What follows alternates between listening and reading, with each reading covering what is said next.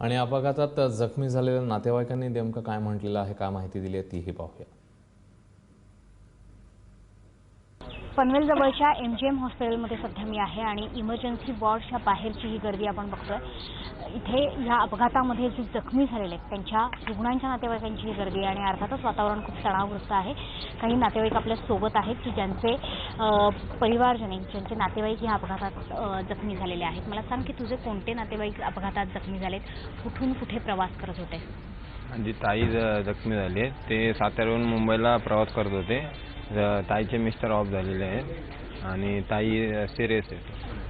डॉक्टरांचं काय म्हणणं आहे? डॉक्टरनी ताईचा कमरेला मार लागलाय, ते एक्सरा चालू आहे, एक्सरा काढलाय. आता डॉक्टर त्यांचा रिपोर्ट देतील. ताई बरोबर आणखी कोणी होतं की ताई आणि फक्त मिस्टर होते? ताईंचे लहान 2 पोरं होते.